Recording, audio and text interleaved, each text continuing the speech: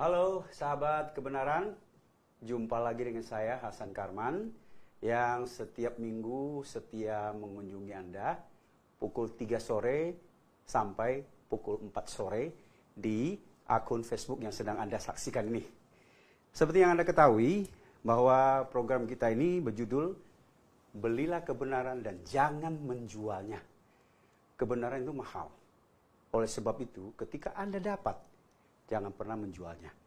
Dan Anda bisa share akun Facebook ini kepada teman-teman kita, keluarga kita, atau orang-orang yang Anda kasihi, supaya mereka juga bisa menyimak kebenaran yang sedang kami share ini. Pada sore hari ini kami akan membawa sebuah topik dengan judul Pengakuan Iman Kristen yang Paling Fundamental. Banyak pengakuan di dalam kekristenan. Mengaku soal iblis, malaikat, Tritunggal, soal macam-macam, Tritunggal juga, dan lain sebagainya. Tetapi ini yang paling fundamental yang akan kita bahas. Nah, sore hari ini seperti biasa, narasumber kita adalah Dr. Suharto Liau, yang akan selalu menemani Anda dan menjelaskan berbagai topik-topik doktrinal dan teologi yang mungkin sampai saat ini, walaupun Anda Kristen, Anda tidak tahu. Oke. Kita akan sapa Dr. Suharto Liau pada sore hari ini. Apa kabar Dr. Liau? Kabar baik, Mbak Hasan. Baik, saya pikir selalu baik.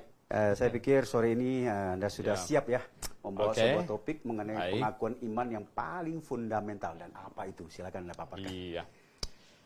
Oke, sahabat kebenaran, sore hari ini saya dimoderatorin oleh Dr. Hasan Karman sebenarnya ini, mantan wali kota Singkawang. Ya. Jadi minggu yang lalu dengan Bapak Brigjen Suharto Lebang.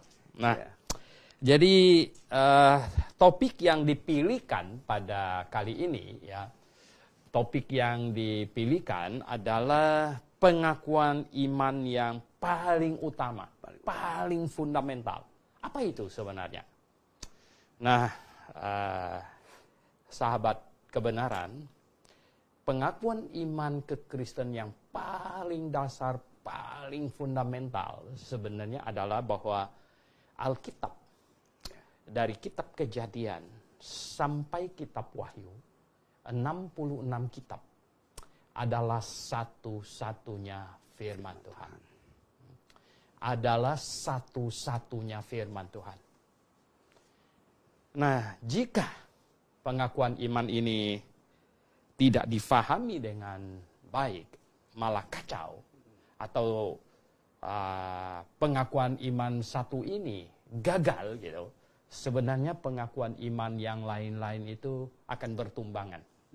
Karena semua pengakuan iman yang lain, Tritunggal lah, Yesus Juru Selamat satu-satunya lah, ya, dan lain-lain sebagainya, itu semuanya ditumpukan di atas Alkitab. Jadi di atas pengakuan iman, Alkitab satu-satunya firman Tuhan. Bayangkan jikalau Alkitab bukan satu-satunya firman Tuhan, malah merupakan salah satu firman Tuhan. Bagaimana mungkin Yesus bisa satu-satunya juru selamat? Berarti Yesus Kristus akan jadi salah satu juru selamat. Karena di kitab lain atau di firman Tuhan yang di luar Alkitab ini menyatakan ada juru selamat lain, berarti Yesus Kristus akan menjadi salah satu juru selamat. Nah, oleh sebab itu ini tidak mungkin. Pengakuan iman bahwa Alkitab 66 kitab, ada yang lebih soalnya. Artinya Alkitab 66 kitab, yaitu Perjanjian Lama 39 kitab dan Perjanjian Baru 27 kitab. Ini satu-satunya firman Tuhan. Nah, yang ada di tangan kita ini sebenarnya adalah Alkitab terjemahan yang saya pegang ini, yang diterjemahkan oleh Lembaga Alkitab Indonesia. Yang kita lihat tidak ada salah dan bahasa aslinya, itu adalah Perjanjian Lama Masoretic Text. Kemudian Perjanjian Baru Textus Receptus. Ya, jadi ada dua ini, Perjanjian Lama Masoretic Text dan Perjanjian Baru Textus Receptus. Textus Receptus. Nah, jadi inilah dua yang bahasa asli ini yang sudah diselidiki demikian rupa, tidak ada kesalahan. Kalau terjemahan memang bisa ada salah. Terjemahan, ya namanya saja terjemahan, gitu, bisa ada salah. Tetapi kalau yang bahasa asli tidak ada. Nah, sahabat kebenaran, begini. Atas pengakuan iman ini, artinya yang konsekuensi dari pengakuan iman kita bahwa Alkitab 66 kitab ini satu-satunya firman Tuhan. Konsekuensinya atau yang bersamaan, berkesinambungan, harmonisnya begitu, itu adalah bahwa proses pewahyuan, kita tahu proses pewahyuan hanya sampai kitab Wahyu pasal 22 ayat 21. Proses pewahyuan dan pengilhaman. Nah, sebelumnya saya ingin menjelaskan kepada sahabat kebenaran, ada 3 terminologi yang ada hubungannya dengan ini, yaitu 1, revelation, bahasa Indonesianya itu pewahyuan, atau artinya itu adalah penyingkapan, reveal, ya, apa yang tertutup di reveal, revelation. Dan yang kedua adalah inspiration. Nah, bahasa Indonesianya adalah pengilhaman. Pengilhaman ini adalah menyangkut penulisan. Diberi ilham untuk menulis. Kemudian yang ketiga adalah illumination. Illumination ini adalah penerangan. Jadi 3 ini adalah pekerjaan Roh Kudus. Jadi Roh Kudus memberikan revelation, memberikan pewahyuan, penyingkapan. Nah, penyingkapan ini bisa melalui suara langsung dari Tuhan, seperti kasus Samuel, you know. Dan juga bisa melalui mimpi seperti Nebukadnezar, Firaun, ya. Nah, bahkan zaman dulu pernah Tuhan memakai undian untuk memberikan pendapatnya. Kasus Yunus pakai undian. Dan kemudian zaman keimamatan Harun, itu baju efodnya Harun, yang di depan dadanya ada 12 suku, nama 12 suku, kemudian ada kantong. Dan di kantongnya itu ditaruh barang yang disebut dengan Urim dan Tumim. Nah, Urim dan Tumim ini untuk memberi jawaban yes and no. Ya. Jadi Urim itu yes, Tumim itu no. Jadi kalau bangsa Yahudi mau tahu sesuatu, pendapat Tuhan itu bagaimana, begitu, ya tentu bukan urusan kecil-kecil, gitu. Ya, urusan besar, ya katakanlah musuh sedang di perbatasan lagi mengganggu-ganggu, apakah kita pergi langsung menyerang atau kita perlu tunggu. Ini tanya imam besar. Imam besar akan berdoa, habis itu dia akan cabut dari depan dadanya itu keluar Urim apa Tumim gitu. Nah, jadi begitulah caranya Allah memberitahukan, mereveal pendapatnya kepada manusia. Ada banyak kali juga mengirim malaikat, mengirim malaikat. Dan juga di perjanjian lama kita tahu sebenarnya Tuhan sendiri datang. Kasus Abraham, kasus Gideon itu Tuhan sendiri yang datang. Nah, malaikat kemudian ada melalui nabi, ya, melalui nabi. Jadi semua nabi diberikan revelation, pewahyuan. Tidak ada nabi yang tidak dapat revelation. Semua nabi dapat revelation. Nah, kemudian sebagian dari mereka bukan cuma diberikan revelation, tapi juga diberikan inspiration. Sehingga menulis. Begini, sahabat kebenaran, Elia pasti dapat revelation, Elisa juga dapat revelation. Tetapi Elia tidak dapat inspiration. Kita tidak ada kitab Elia. Ya toh? Elisa tidak dapat inspiration. Kita tidak memiliki kitab Elisa. Tapi Elia dapat revelation. Nah, ini dulu ya. Nah, saya melihat belakangan ini di sebagian kekristenan, ini iblis masuk mengacau-ngacaukan istilah. Wah, dia bilang kemarin dia dapat wahyu, kita bingung ini dia jadi nabi atau apa gitu kan. Ini aneh sekali gitu. Ya hanya nabi, ya mereka yang dapat revelation. Kemudian nabi-nabi yang dapat inspiration, Nabi Yeremia, Nabi Yesaya, ya, Nabi Hosea, mereka selain mendapatkan revelation, mereka juga mendapat inspiration. Sehingga di tangan kita hari ini ada kitab hasil tulisan mereka. Nah, sahabat kebenaran yang saya kasih dalam Tuhan, kemudian begini.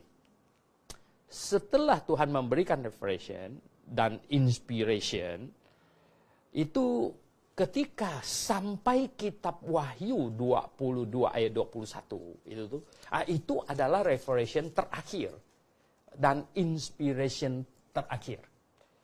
Ya, jadi Wahyu sampai pasal 22 ayat 21, ya, itu adalah revelation terakhir dan inspiration terakhir. Nah, habis itu ditutup.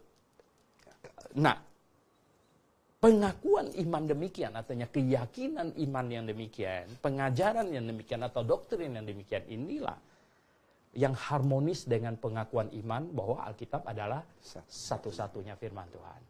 Ya, sebab kalau sesudah kitab Wahyu 22 ayat 21, Tuhan masih tetap turunkan wahyu lagi.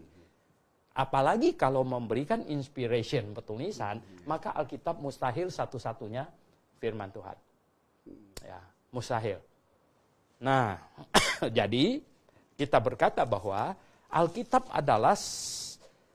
adalah satu-satunya firman Tuhan, dan berhubungan dengan itu, maka diyakini bahwa proses pewahyuan sampai kitab Wahyu pasal 22 ayat 21 itu penghabisan. Dan selanjutnya Roh Kudus bekerja. Yang nomor 3 tadi apa? Illumination. Nah, illumination itu adalah kerja Roh Kudus menolong manusia untuk memahami apa yang sudah dia revealkan dan apa yang dia inspirekan itu. Ya. Sehingga kita bisa mengerti. Itu tentu ya, dia akan memimpin orang yang cinta kebenaran. Yang mencari Allah, yang mencari kebenaran, Roh Kudus akan memimpinnya untuk mendapatkan Alkitab, dan supaya dia sangat rindu membaca Alkitab, dan Roh Kudus akan membantunya untuk memahami. Ya. Nah, Roh Kudus akan mempertemukan dia dengan manusia-manusia, orang-orang yang lebih tahu duluan. Ya kan, murid mengajar murid. Generasi demi generasi. Tuhan perintahkan kepada rasul-rasul, pergilah jadikanlah sekalian bangsa muridku. Jadi rasul-rasul yang pertama, Tuhan kemudian memberi mereka revelation lagi, ya toh, dan memberi inspiration kepada sebagiannya, sehingga sebagiannya menuliskannya. Kita bilang begini, semua rasul dapat revelation, pasti, ya. Tetapi tidak semua rasul dapat inspiration. Jadi gini, ya, Matius dapat revelation dan inspiration. Ya toh? Filipus tidak. Filipus hanya dapat revelation tetapi tidak ada inspiration, sehingga kita tidak ada kitab Filipus. Ya toh? Nah, Paulus dapat revelation dan inspiration banyak, sehingga dia menuliskannya. Nah, ketika semuanya revelation dan inspiration sampai kitab Wahyu pasal terakhir, ayat terakhir, Tuhan tutup. Dan Roh Kudus sekarang bekerja menerangi hati orang yang mencari kebenaran, karena kebenaran sudah dia sediakan di sini. Sudah dibakukan, ya. Dipatenkan, disegel di sini. Jadi semua orang yang mau cari kebenaran, carilah di sini, gitu. Nah, jadi sahabat kebenaran, setelah Alkitab ini selesai sebenarnya, mantap begitu, semua gereja, termasuk gereja yang di Yerusalem loh, harus sesuai dengan ini. Artinya gini, dinilai kembali dengan Alkitab yang sudah selesai ini. Dinilai kembali. Artinya begini, jemaat yang di Yerusalem bukanlah jemaat yang paling benar. Karena jemaat itu setat, belum ada buku manualnya. Ya. Jadi belum ada buku manualnya, mereka masih bertanya-tanya, masih boleh makan darah, enggak, dan lain sebagainya. Sehingga terjadilah sidang di Yerusalem yang Kisah Rasul pasal 15 itu. Ya, Petrus sampai Kisah Rasul pasal 10 masih belum berani makan babi kecap dia. Masih enggak. Kalau bukan Tuhan 3 kali turunkan penglihatan untuk dia nggak berangkat ke rumahnya Cornelius itu. Ya. Nah, jadi jemaat pertama yang di Yerusalem itu bukanlah jemaat yang paling benar. Karena manualnya belum selesai, lagi sedang dibikin. Oleh sebab itu setelah manual ini selesai, ini buku petunjuk untuk berjemaat semuanya beres untuk kekristenan sepanjang masa. Maka semua gereja harus ke sini. Ya, dan sebuah gereja dinilai benar atau salah gitu, bukan pakai perasaan kita, dan bukan pakai mimpi dan lain-lain sebagainya lagi, tetapi memakai ini. Sekali lagi, termasuk gereja yang di Yerusalem gitu, harus dinilai pakai ini gitu. Karena gereja itu disetat sebelum ada buku manualnya. Nah, Tuhan pulang ke sorga, sedangkan kitab perjanjian lama ada saat itu, tetapi itu adalah standar manual untuk sistem ibadah simbolik, ritualistik, dan jasmania. Sudah tidak cocok lagi untuk, justru karena Petrus belum mendapat instruksi yang sangat mantap, dia masih tidak berani makan itu babi, karena dia masih ikut yang perjanjian lama begitu. Karena yang perjanjian baru sedang disusun oleh Tuhan. Nah, sekarang setelah semuanya selesai di tangan kita, maka itu semua harus dinilai pakai Alkitab. Nah, Bapak Ibu sahabat kebenaran, saya ingin katakan bahwa salah satu perjuangan iblis melawan Tuhan, melawan kekristenan kalau kita persempit, itu adalah apa? Itu adalah membawa manusia, membawa orang Kristen untuk keluar dari konsep Alkitab satu-satunya firman Tuhan. Keluar dari itu. Untuk keluar dari bahwa hanya 66 kitab inilah yang diinspirasikan oleh Tuhan. Macam-macam, ya, menyeret kekristenan untuk ikut tradisi. Wah, tradisi ini. Wah, tradisi. Siapa bisa pasti tradisi itu terpelihara dengan baik? Tradisi tidak diinspirasi, tidak digait, tidak dijaga itu. Ya, macam-macam ya. Tradisi satu bangsa, tradisi satu suku, tradisi orang-orang di satu wilayah itu berbeda.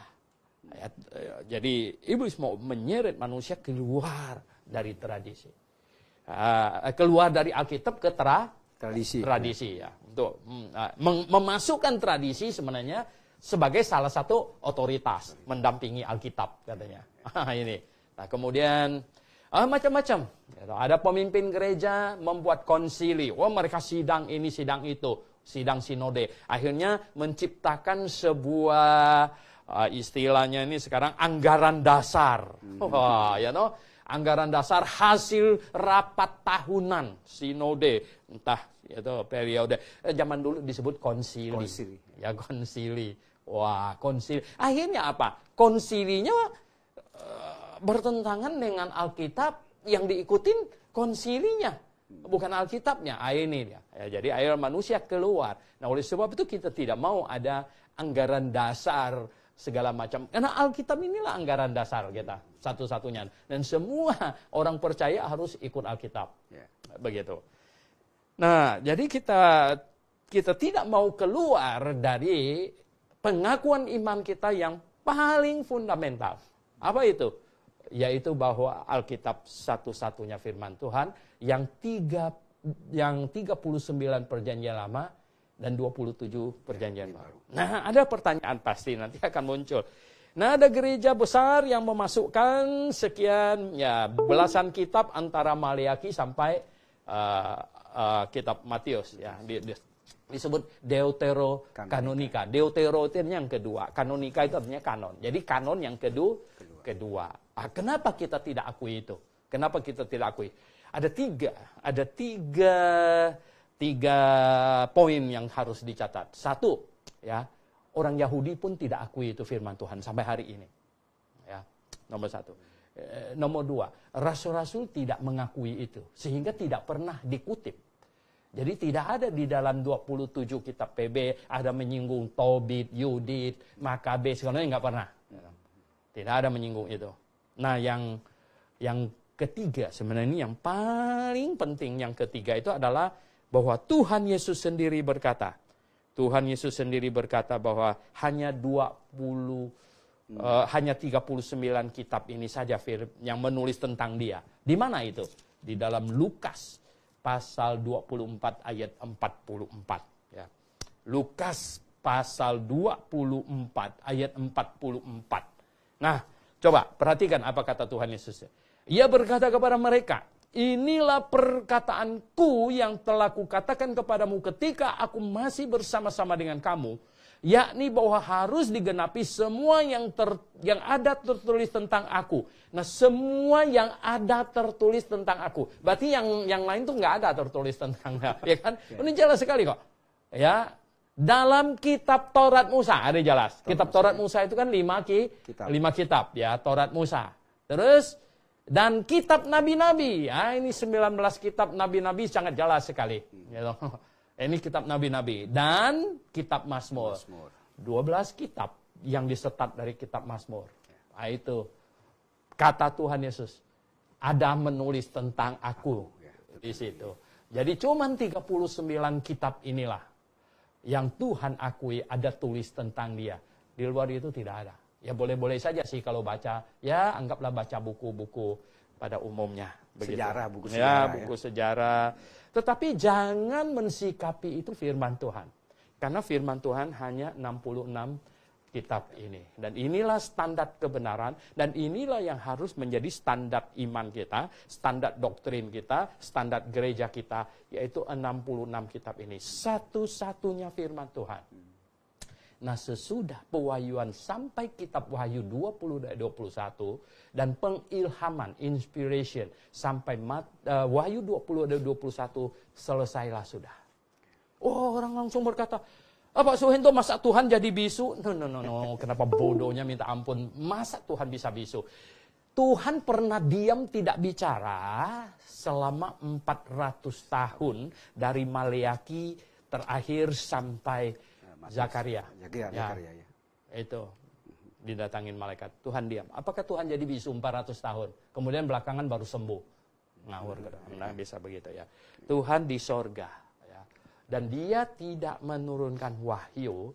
Karena wahyu yang diperlukan oleh manusia sudah cukup. Sudah tertulis dengan rapi.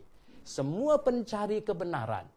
Jangan cari di lembah, di gunung, di gua, dan lain sebagainya. Carilah di dalam Alkitab. Ya. Semua pencari kebenaran, semua pencinta kebenaran, carilah kebenaran di dalam Alkitab. Itu maksud Tuhan begitu. Ya, oleh sebab itu, nah sekali lagi kita lihat ya, yang penting sekali adalah apa?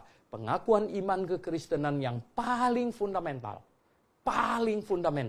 paling dasar, paling utama. Apa itu? Yaitu Alkitab satu-satunya firman Tuhan. Ya. Alkitab satu-satunya firman Tuhan. Kalau Anda tidak mengakui Alkitab satu-satunya firman Tuhan, maka semua pengakuan iman yang lain-lain yang disusun di atas Alkitab tidak memiliki fondasi yang kuat. Ya. Dan semuanya itu sangat gampang untuk ditumbangkan. Nah itu kira-kira. Oke Pak Hasan. Oke, silakan. Terima kasih Dr. Suwanto Liau. Sahabat kebenaran yang sedang menyimak acara di akun Facebook ini, jika Anda mempunyai pertanyaan atau Anda penasaran dengan topik yang baru saja dipaparkan dengan sangat jelas oleh Dr. Suwanto Liau, nah silakan Anda boleh langsung mengetik pertanyaan Anda. Baik, sebelum ada pertanyaan masuk, mungkin saya ingin sedikit bertanya atau berkomentar ya Dr. Liau. Ya, okay. Tadi Anda menyinggung bahwa Alkitab itu dari kitab Perjanjian Lama, Perjanjian Baru sudah ditutup semua ya. Di pasal 22 ayat 21 tadi. Nah, ada yang mengatakan bahwa statement di penutup pasal 22 ayat 21 kitab Wahyu itu 18-19. Jadi ayat 18-19 di Wahyu 22 itu katanya itu adalah hanya khusus untuk kitab Wahyu, bukan untuk kitab-kitab lainnya. Jadi mereka membuka kesempatan peluang bahwa masih ada. Jadi bukan berlaku untuk keseluruhan kitab. Bagaimana Anda menjelaskannya? Oke. Nomor satu, orang yang berkata demikian, dia tidak mungkin bisa berkata Alkitab satu-satunya firman Tuhan. Tidak mungkin. Karena apa? Ya karena masih ada turun wahyu terus, bagaimana Alkitab bisa satu-satunya firman Tuhan? Itu sudah tidak mungkin. Ya toh? Nah, ini dulu. Berarti dia, kadang-kadang saya ketemu orang yang dia sendiri saling bertentangan gitu. Kita tanya, Bapak percaya Alkitab satu-satunya firman Tuhan atau salah satu? Dia jawabnya dengan sangat yakin, satu-satunya dong, pakai dong lagi gitu. Gitu. Tetapi kemudian dia berkata ada firman Tuhan lagi di tempat yang lain begitu. Lalu dongnya tadi bagaimana ini? Nah, jadi sebenarnya kalau dia percaya bahwa penutup yang di dalam Wahyu pasal 22 ayat 18-19 itu hanya menutup kitab Wahyu, artinya sekarang masih tetap turun wahyu di luar Alkitab, itu dia tidak mungkin percaya Alkitab satu-satunya firman Tuhan. Berarti masih ada ya, terus ya. Nomor 2, bagaimana mungkin ya loh, ini hanya tutup kitab Wahyu, berarti ya loh, kitab yang lain boleh ditambah. Itu kan mustahil. Ya loh. Jadi gini, kitab Wahyunya tidak boleh ditambah. Loh, kitab Romanya kok boleh ditambah? Lalu kitab yang lain-lainnya mana? Nomor 2, ya. Itu mustahil. Dan nomor 3 begini. Banyak orang Kristen bahkan tidak tahu mengapa 27 kitab ini bisa masuk. Ya. 27 kitab ini bisa masuk. Nomor 1, syaratnya ditulis oleh Rasul. Nomor 2, syaratnya yang kedua itu adalah tulisan itu di-backup oleh Rasul. Jadi gini, Injil Lukas dan Injil Markus bukan ditulis oleh Rasul, tapi di-backup oleh Rasul. Nah, kalau kita baca Injil Lukas pasal 1 ayat 1, 2, 3-nya itu semua, kita dapatkan bahwa Lukas hanya mencatat tetapi informasinya, bahannya dari para saksi mata. Itu artinya para rasul. Markus bukan rasul. Tetapi kalau kita baca di dalam surat Petrus, pada waktu Petrus sudah tua, Markus itu bersama dengan dia. Jadi semua yang Markus tulis sebenarnya itu adalah semua informasi dari Petrus. Dan kemudian yang tadi ya ditulis oleh Rasul, dan yang kedua di-backup oleh Rasul, dan yang ketiga adalah di-proofread oleh Rasul. Artinya gini, kitab itu sudah beredar selagi masih ada Rasul yang hidup. Ya, selagi masih ada Rasul yang hidup. Jadi sudah diketahui oleh para Rasul saksi hidup itu ya. Dan mereka tidak berkata bahwa ini salah. Ya, atau berarti itu diinspirasikan. Nah, itu antara lain adalah surat Yakobus dan surat Yudas. Dua ini. Nah, sesudah itu semuanya latar belakang Rasul. Nah, begini. Kitab Wahyu ini ditulis oleh Rasul Yohanes. Diwahyukan kepada Yohanes, dan Yohanes diinspirasikan dia tulis. Habis Yohanes tulis ini dia meninggal, dia mati. Nah, sekarang kalau ada turun wahyu, siapa yang bisa memberi approve bahwa itu dari Tuhan? Orang itu sudah meninggal, semuanya sudah tidak ada. Artinya tidak ada satu orang rasul pun sekarang yang bisa memberi approve. Ya toh, si siapa? Ya toh, si A. Oh, dia bilang dia dapat wahyu bernubuat. Tidak bisa cross check lagi. Tidak bisa. Bukan, tidak ada yang punya otoritas. Ya kan? Rasul lah yang sebenarnya yang punya otoritas untuk memberi stempel bahwa ini benar gitu loh ya. Nah, kalau sudah tidak ada rasul lagi, siapa yang bisa memberi stempel bahwa itu benar? Dalam sejarah kan banyak ya toh. Mr. M bilang dia dapat wahyu, ya enggak? Nah, akhirnya gimana? Mr. J, ya toh. Joseph Smith, ya toh. Mrs. Ellen, ya enggak? Semua bilang dapat wahyu. Nah, sekarang siapa bisa memberi approve bahwa itu betul dari Tuhan? Tidak ada lagi. Tidak ada. Berarti sia-sia keyakinan kita yang fundamental tidak ada. Gitu. Betul, tidak ada lagi. Tidak ada orang yang bisa memberi approve bahwa itu betul dari Tuhan. Maka itu, ini rasul terakhir yang menutup. Ya, terakhir, rasul terakhir, wahyu terakhir, selesai. Baik. Baik, sahabat kebenaran, sebentar kita break karena ada satu informasi yang perlu Anda ketahui. Setelah itu kami akan kembali lagi dengan menjawab pertanyaan yang sudah masuk. Ya, harap Anda sabar, silakan.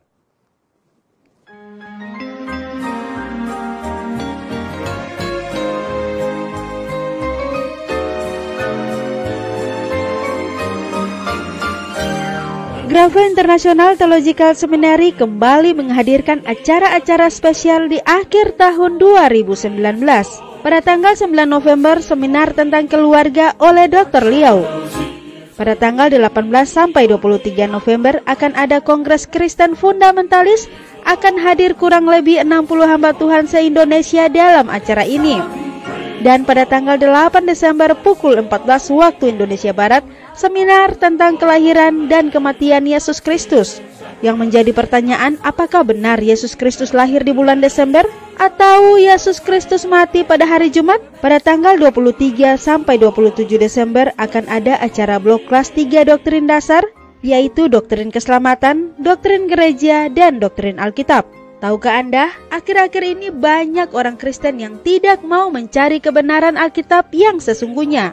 Ujilah pengajaran Anda apakah sesuai dengan Alkitab. Jikalau Anda ragu dengan pengajaran Anda, Dr. Liau bersedia menjelaskan kepada Anda dari penciptaan, tampilnya Yohanes Pembaptis, hari pengangkatan, masa penganiayaan orang Yahudi, kerajaan 1000 tahun, pengadilan aras putih, hingga masuk ke kekekalan. Jangan lewatkan acara ini, tandai kalender Anda atau tetap stay tune di Facebook Gebiya Grafis setiap hari Minggu pukul 15 sampai 16 waktu Indonesia Barat. 1 jam bersama Dr. Liau dalam acara Belilah Kebenaran dan Jangan Menjualnya. Anda bertanya, Dr. Liau menjawab. Untuk informasi hubungi 021 6471 4156 atau di 0813 1586 3518. Langsung dari Studio 1 Grafe International Theological Seminary. Tuhan Yesus menyertai dan Maranatha.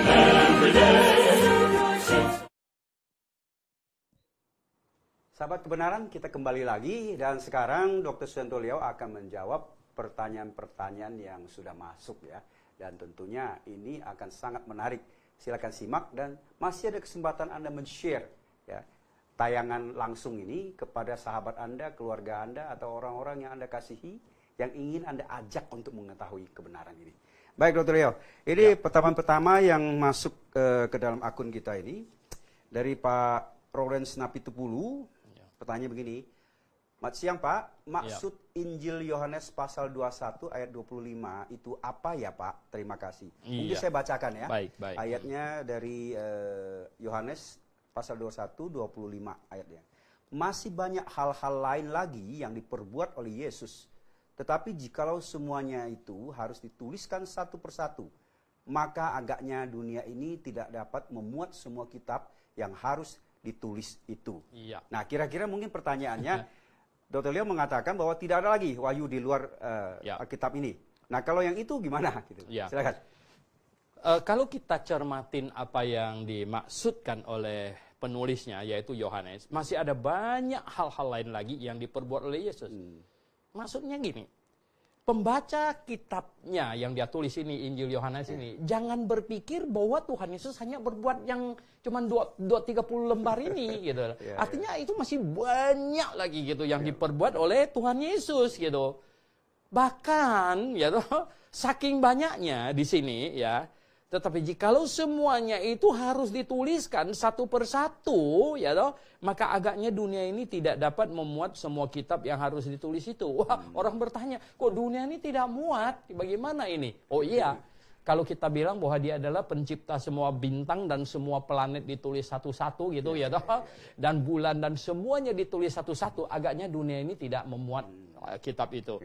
Nah, jadi maksud Yohanes itu adalah bahwa yang dia tulis ini, yang Injil Yohanes ini hanyalah satu bagian kecil saja dari apa yang Tuhan Yesus perbuat. Tetapi dia tidak bermaksudkan sesudah ini akan turun banyak wahyu lagi begitu untuk memberitahukan semua itu, karena tidak ada kegunaannya. Dan toh itu sudah terjadi ya, sudah bukan terjadi. Kejadian baru atau pewahyuan baru. Ya? Betul, ya toh.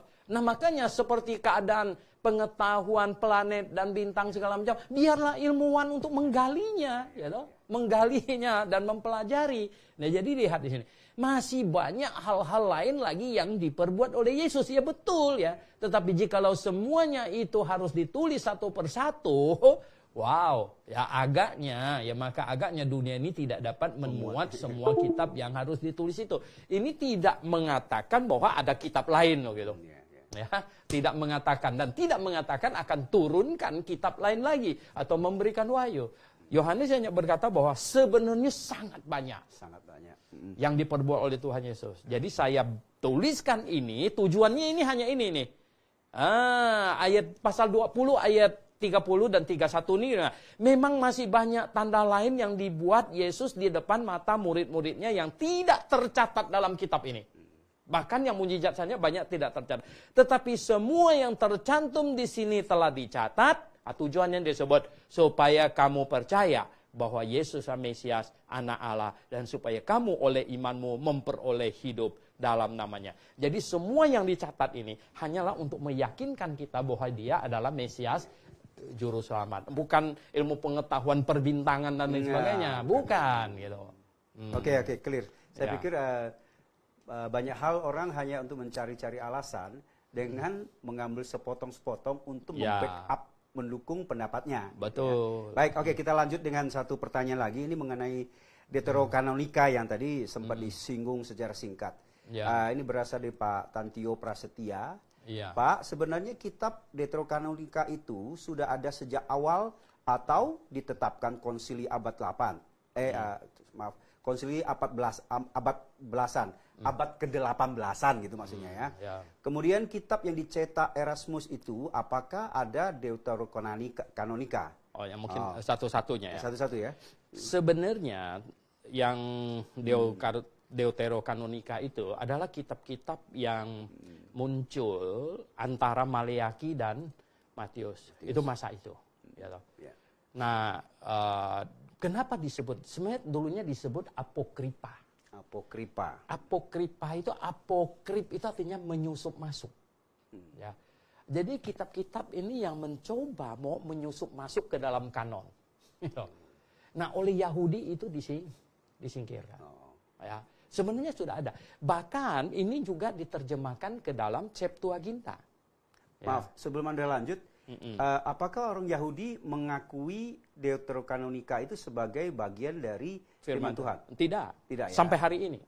Jadi mereka hanya dari kitab Kejadian, Genesis, sampai ke Maleaki. Betul.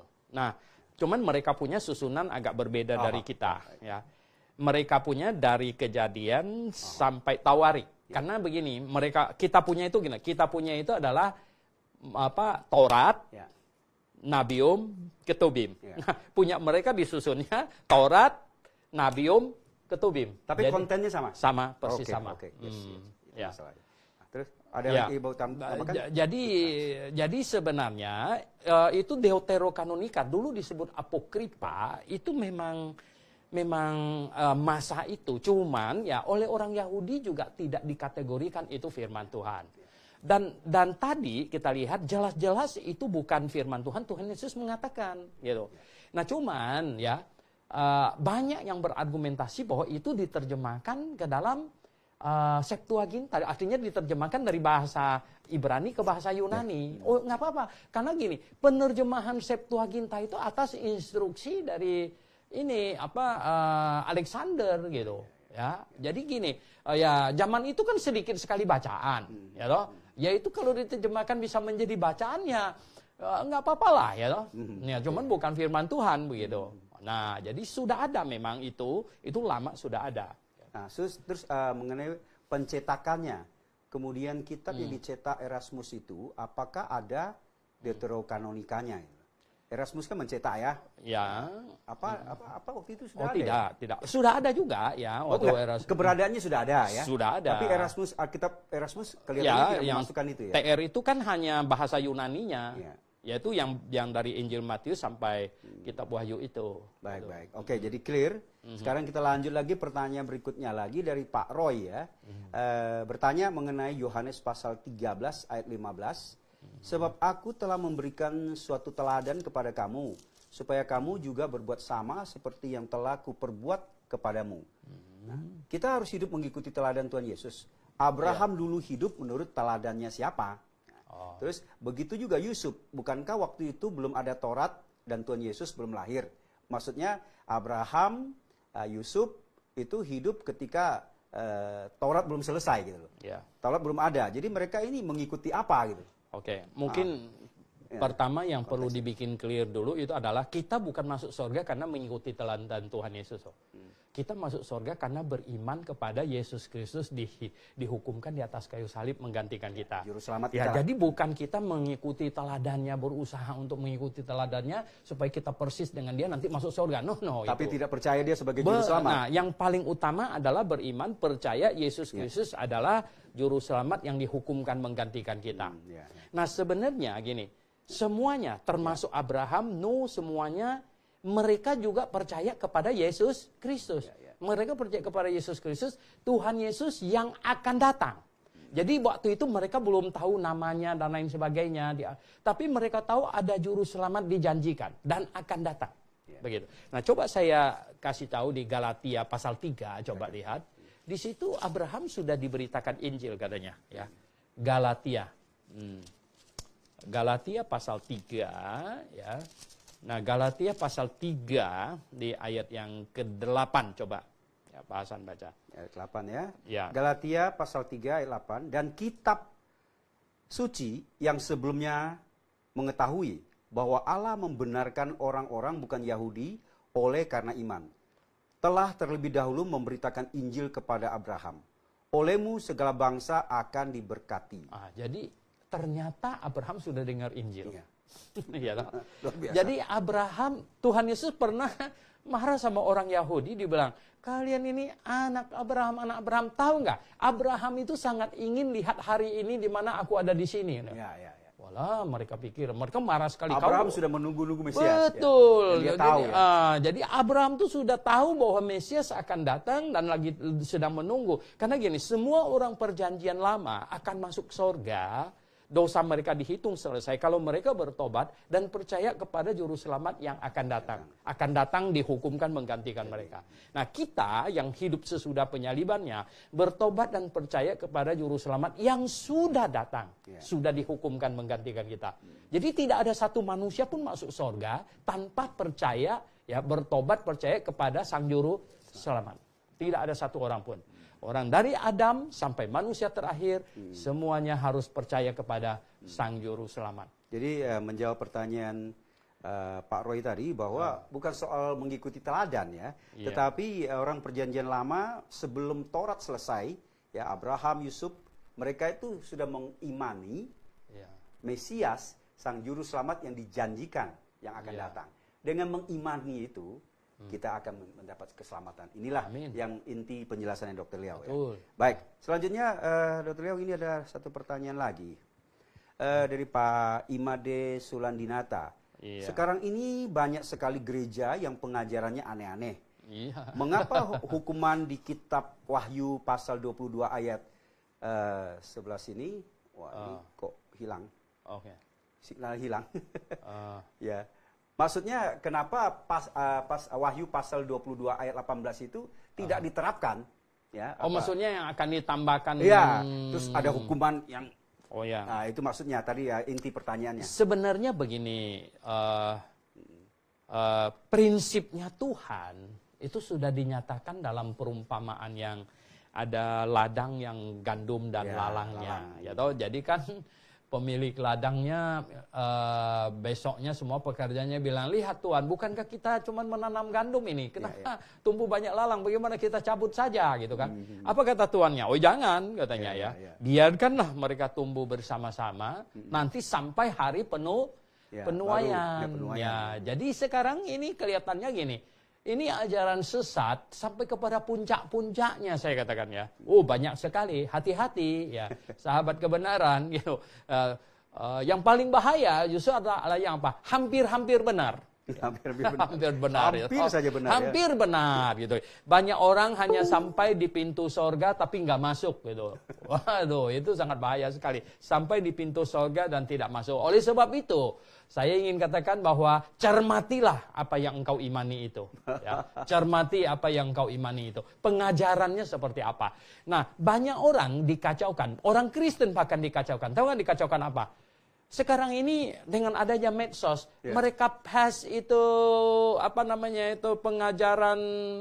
pengajaran kebajikan, moral segala macam, inspirasi kebaikan segala macam dipass. Orang Kristen yang tanggung-tanggung jadi terkecohkan sepertinya masuk surga melalui kita berbuat baik begitu. No, tidak ada satu manusia yang berbuat baik pun masuk surga. Tidak ada, ya toh. Jadi bukan orang baik masuk surga, orang benar masuk surga. Ini camkan ini perkataan saya. Yang masuk surga itu bukan orang baik, ya. Yang masuk surga itu orang benar gitu. Apa beda baik dengan benar? Baik itu moral. Benar itu adalah apa? Benar itu saya dibenarkan. Saya bukan benar sendiri, saya dibenarkan. Bagaimana cara dibenarkan? Saya orang berdosa, ya. Yesus dihukumkan menggantikan saya. Jadi saya punya dosa selesai karena Yesus menggantikan saya. Saya menjadi orang benar gitu. Oke. Saya akan lanjut dengan satu pertanyaan. Mungkin ini sering kita dengar ya, Dr. Liao. Apa yang tadi disingkapkan, diucapkan, dijelaskan, kadang-kadang menurut orang tertentu dikiranya kita ini atau apa yang Dr. Leo jelaskan itu fanatik atau sombong, mengklaim Alkitab itu adalah firman satu-satunya, ya, adalah firman, mengklaim kebenaran lah. Nah, apakah pertanyaan ini pernah Anda dengar dan bagaimana menjelaskannya bahwa Anda dituding atau orang yang percaya Alkitab satu-satunya firman Tuhan itu sebagai orang yang sombong dan fanatik? Apakah tidak ada kebenaran di luar Alkitab gitu? Sebenarnya ini masalah ini ya. Ini masalah sebenarnya sangat pelik sekali begini ya. Konsep dunia tentang sombong dulu dengan tegas pada kebenaran ini dua hal yang sangat perlu dibereskan dulu. Tahu nggak apa masalahnya? Ya. Masalahnya adalah begini, ketika saya ngotot berkata bahwa tutup cangkir saya ini hitam, gitu ya. Nah, orang-orang yang berpendapat bahwa ini agak abu-abu, coklat segala macam, dia tidak boleh berkata bahwa saya ini terlalu sombong mengatakan ini hitam. Ya karena memang ini hitam. Ini hitam. Begitu, ya. Jadi memang hitam kok. Ya memang hitam kok. Ya. Jadi begini ya. Ketika saya berkata Alkitab satu-satunya firman Tuhan, apanya yang sombong? Ya. Karena memang saya yakini, anggaplah saya yang meyakini bahwa Alkitab ini satu-satunya firman Tuhan, ya toh. Ini apanya yang sombong, ya toh. Yang penting yang Tuhan tidak mau kita itu apa? Memaksa orang untuk percaya ikut kita, gitu, ya toh. Kita kan ketika kita mengatakan begini, orang lain boleh ini boleh mencecar kita dengan berbagai pertanyaan. Buktikan bahwa Alkitab satu-satunya firman Tuhan misalnya dan lain sebagainya. Ya toh. Ini mungkin minggu depan kita bisa membahas ini. Lagi, ya. Betul ya toh. Jadi saya pikir sahabat kebenaran Dr. Suwanto Liao atau mungkin juga apa yang diajarkan bukan mengklaim ya, tetapi maksudnya adalah untuk menyatakan kebenaran. Anda sudah mendengarnya langsung ya. Baik, kita ada satu pertanyaan lagi dari Pak Kristanto ya. Paulus menulis di dalam 1 Korintus pasal 9 ayat 27, dia masih was-was ditolak Tuhan. Tapi di buku Bapak, gimana nih? 1 Korintus. Ini Facebooknya lagi tidak ini. Saya. 1 Korintus 9 ayat 27. Coba. Tetapi aku melatih tubuhku dan menguasai seluruhnya supaya sesudah memberitakan Injil kepada orang lain, jangan aku sendiri ditolak, katanya, ya loh. Iya. Ini baik sekali ini ya, baik sekali ya. Oke, mungkin mengenai ayat ini silakan dijelaskan dulu ya. Sebenarnya begini. Banyak orang tanya saya, apakah orang yang sudah diselamatkan masih bisa nggak menyimpang? Nah, mungkin kita perlu baca di 1 Yohanes pasal 5. 1 Yohanes pasal 5 ya. 1 Yohanes ya, pasal yang ke-5 ayat 16. Coba Pak Hasan baca 1 Yohanes pasal 5. 1 Yohanes pasal 5 ayat yang ke-16. 16 ya. Oke. Kalau ada seorang melihat saudaranya berbuat dosa, yaitu dosa yang tidak mendatangkan maut, hendaklah ia berdoa kepada Allah, dan Dia akan memberikan hidup kepadanya, yaitu mereka yang berbuat dosa yang tidak mendatangkan maut. Ada dosa yang mendatangkan maut. Tentang itu tidak kukatakan bahwa ia harus berdoa. Iya. Nah di 1 Yohanes 5 ayat 16 ada 2 macam dosa. Satu dosa yang tidak mendatangkan maut, satu dosa yang mendatangkan maut. Nah masalahnya apa? Apa dosa yang tidak mendatangkan maut? Kelihatannya semua dosa perbuatan sudah tidak mendatangkan maut bagi orang yang sudah lahir baru. Cuman ada satu yang mendatangkan maut. Nah itu dijelaskan di Ibrani pasal 10 ayat 26. Ibrani pasal 10 ayat 26. Ya. Ibrani 10 ayat 26. Oke, boleh dibaca? 10 ayat 26 ya. 26. Bunyinya demikian. Sebab jika kita sengaja berbuat dosa, sesudah memperoleh pengetahuan tentang kebenaran, maka tidak ada lagi korban untuk menghapus dosa itu. Ya, jadi dosa apa? Yang kalau kita berbuat dosa tidak ada lagi korban untuk menghapusnya. Ini bukan dosa marah, ya, pukul orang, bukan. Tapi dosanya di ayat 29 ada dikatakan. Di ayat 29. Ya, coba baca di ayat 29-nya. Yang sama tadi, ya. Betapa lebih beratnya hukuman yang harus dijatuhkan atas dia yang menginjak-injak anak Allah, yang menganggap najis darah perjanjian yang menguluskannya, dan yang menghina roh kasih karunia. Iya, jadi lihat, menginjak-injak anak Allah. Terus, menganggap najis darah perjanjian yang menguduskannya, dan yang menghina roh kasih karunia. Ini ada dosa yang langsung terhadap Tuhan. Dosa yang langsung terhadap Tuhan ya. Jadi dosa tidak mau percaya lagi dan menentang Tuhan sebenarnya. Ini. Nah, ya tentu tidak mau ya, Rasul Paulus tidak mau gitu ya. Ini maksudnya ini dalam kalau Paulus bilang itu tiap-tiap orang turut mengambil bagian dalam pertandingan ya, pertandingan. Yang di 1 Korintus itu bicara pertandingan rohani, ya, bicara pertandingan rohani. Dan dia berusaha untuk menjadi yang the best sebenarnya. Ya, dan dia menjadi yang the best, melatih tubuhku, menguasainya seluruhnya. Supaya sudah memberitakan Injil kepada orang lain, jangan aku sendiri ditolak. Ini bisa 2 penafsiran. Ditolak maksudnya tidak dapat juara. Ya, juara. 1. Ya kan? Enggak sampai yang targetnya. Enggak the best ya. The best, coba kita kembali ke pertanyaan Kristanto tadi. Kita ulang. Paulus menulis di Korintus 1 Korintus 9 ayat 27, dia masih was-was ditolak Allah. Tapi di buku Bapak, buku Dr. Liao ya, nggak tahu dia nggak sebut di buku apa, di buku, ya. Tapi di buku Bapak, buku 1 Korintus 9, ya, kalimatnya agak membingungkan.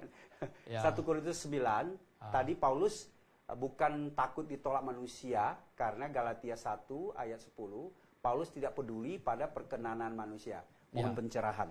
Memang Paulus tidak ada urusannya bahwa orang mau menilainya apa segala macam, tidak pusing dia. Dia hanya merujuk ke Tuhan aja. Jadi dia hanya mau diperkenan oleh Tuhan. Soal manusia itu sama sekali dia tidak ambil pusing gitu. Jadi makanya dia bilang dia berlari pada tujuan. Dia ingin mau mencapai the best gitu. Nah di sini yang katanya memberitakan Injil kepada orang lain, jangan aku sendiri ditolak. Ada yang menafsirkan sebenarnya ditolak artinya tidak menjadi yang juara 1 targetnya, ya. Enggak capai target, atau bilang takut ditolak tidak masuk surga. Sebenarnya takut ditolak maksudnya dia tidak masuk surga, kelihatannya ini hampir tidak mungkin terjadi gitu. Ya toh, hampir tidak mungkin terjadi. Walaupun kita katakan bahwa memang di dalam 1 Yohanes ada menyebut dosa yang mendatangkan maut, dan di dalam Ibrani kalau itu ditulis oleh Paulus sendiri, itu adalah dosa yang menginjak-injak anak Allah. Itu sih maut. Itu sih ya toh, menginjak-injak anak Allah. Ya itu sih pasti ya toh. Begitu. Baik, oke, saya pikir Kristanto Anda jika masih belum jelas, silakan ya langsung ke Pak Suyanto Liao ya, Dr. Suyanto Liao, Anda bisa mendapat penjelasan lebih clear ya. kita masih ada sisa sedikit waktu. Ini mungkin closing kali ya, Dr. Leo ya. Banyak kelompok, kita kan membahas bahwa Alkitab satu-satunya firman Tuhan. Tidak ada pewahyuan lagi. Betul. Ya, no revelation, no inspiration, no illumination lagi. Illumination masih berjalan, penerangan betul. diterangi ya. Nah, terus banyak orang mengklaim bahwa dia mendapat penampakan, bahkan didatangi Yesus, didatangi malaikat dan sebagainya. Ini fenomena ini jelaskannya gimana, Dr. Leo? Ini iblis melakukan banyak tipu muslihat. Nah, dia bilang dia lihat Yesus. Kita tanya dia, dari mana kamu tahu itu Yesus? Yang kamu lihat itu. Itu saja dia sudah bingung. Oh enggak, itu putih-putih begini. Masa putih-putih Yesus? Ya enggak. Oh nah, akhirnya ujung-ujungnya dia akan terpojok bilang seperti yang di kalender. Itu bintang film. Berarti kamu lihat bintang film gitu ya. Ini ngaco ini. Ya enggak ada orang. Orang sampai gilanya itu awan berbentuk mirip muka orang saja teriak-teriak itu Yesus gitu ya. Itu saking gilanya itu gitu. Nah, sebenarnya tidak ada yang macam begitu lagi. Nah, ada orang bilang begini, bagaimana Pak Suhento bisa bilang itu mimpi bukan dari Tuhan? Mimpi saya persis loh. Satu malam sebelumnya saya mimpi saya akan ditabrak oleh sepeda motor. Besoknya dan betul-betul saya ditabrak oleh sepeda motor. Bagaimana ini bukan dari Tuhan? Saya bilang, iblis juga bisa kasih kamu mimpi, kamu akan ditabrak sepeda motor. Besoknya dia kecokin sepeda motor yang dekat kamu, tabrak kamu. Sehingga mimpinya kelihatannya, kok persis ya? Supaya kamu percaya mimpi, supaya orang Kristen percaya mimpi. Mungkin seperti saya pernah dengar cerita dia mimpi dapat nomor buntut ya. Terus dia pasang dapat pula. Nah, itu dari Tuhan nggak? Oh bukan, itu 100% bukan gitu. Jadi iblis membuat dia sangat percaya mimpi dan mau judi lagi. Keluar dari Alkitab. Kalau iblis kasih dia mimpi, katakanlah nanti nomornya 70 gitu. Apa iblis yang satu ini kan lapor sama yang sana kocok gitu ya. Tolong keluarin 70. Biar ini orang sandiwara. Dan ini bisa dikerjakan oleh iblis. Betul, itu jadi bisa. Fenomena seperti ini rekomendasi Anda apa? Percaya tidak percaya? Tidak boleh. Kita tidak boleh percaya sesuatu yang di luar Alkitab itu dari Tuhan. Tidak ada lagi gitu. Nah, kalau kita mau percaya itu sepertinya kita ulurkan tangan kita untuk dituntun oleh iblis. Dituntun oleh iblis. Alkitab jelas menjelaskan bahwa sekali orang mati, masuk neraka atau surga. Oh iya, tidak ada lagi. Tidak bisa bolak-balik ya? Tidak ada bolak-balik lagi. Tidak ada orang pergi ke surga bisa turun lagi punya. Masuk ke neraka, mengklaim, dia keluar lagi. Enggak bisa, itu bohong itu. Nah, itu 2 Tesalonika, coba lihat di 2 Tesalonika. Walah, ya, di 2 Tesalonika pasal 2 katanya ini. 2 Tesalonika pasal 2 katanya. Kalau kita baca di ayat 9, 2 Tesalonika pasal 2 ayat 9 katanya ini. Kedatangan si pendurhaka itu adalah pekerjaan iblis dan akan disertai rupa-rupa perbuatan ajaib, tanda-tanda dan mujizat-mujizat palsu, dan rupa-rupa tipu daya jahat terhadap orang yang harus binasa karena mereka tidak menerima dan mengasihi kebenaran. Lihat, karena mereka tidak menerima dan mengasihi kebenaran yang dapat menyelamatkan mereka. Dan itulah sebabnya Allah mendatangkan kesesatan atas mereka. Coba, Allah yang mendatangkan kesesatan loh atas mereka, yang menyebabkan mereka percaya akan dusta. Waduh, hati-hati sahabat kebenaran. Ini Dr. Leo baru membacakan 2 Tesalonika pasal 2 ayat 9 dan seterusnya. Anda cek ya. Itu warning ya. Kalau Anda masih percaya yang datang ini dengan rupa-rupa mujizat lah, dengan berbagai hal fenomena yang supranatural, Anda masih percaya, padahal ini sudah warning, sudah peringatan keras. Nah, ujung-ujungnya katanya Allah akan mendatangkan kesesatan dan menyebabkan mereka percaya kepada dusta. Nih orang sudah ke neraka balik lagi katanya. Itu kan dusta besar itu. Sangat senang lagi mereka percaya itu ya. Nah, saya pikir udah waktu kita 1 jam tanpa terasa sudah sampai di ujung, dan mungkin saya mohon Dr. Leo memberikan closing statement sebagai penutup dari topik kita hari ini, pengakuan iman yang paling fundamental. Iya. Silakan. Jadi Alkitab satu-satunya firman Tuhan. Ini adalah pengakuan iman kekristenan yang paling utama, paling fundamental. Ini kunci sebenarnya. Ini kunci. Ini fondasi ya. Di dalam Mazmur pasal 11 saya ingin mengutip ya. Mazmur pasal 11 ayat 3 ada bilang gini. Apabila dasar-dasar dihancurkan, apakah yang dapat dibuat oleh orang benar itu? Bahasa Inggrisnya bilang, if the foundation be destroyed, what can the righteous do? Dia bilang. Tidak ada lagi. Kalau fondasinya dihancurkan, maka gedung yang di atasnya itu tinggal tunggu waktu akan goyang tumbang. sedikit, ya, tumbang runtuh. itu. Nah, jadi ini pengakuan iman Alkitab, satu-satunya firman Tuhan adalah fondasi iman yang terutama, kokoh, mantap. Sahabat kebenaran, inilah closing statement, pesan-pesan penutup dari Dr. Suwanto Liau. Saya kira Anda sudah menyimaknya dengan baik. Minggu depan, hari Minggu pada saat yang sama, pukul 3 sore sampai pukul 4 sore, kami akan hadir lagi dengan topik-topik yang pasti akan menarik. Sampai ketemu, Maranatha.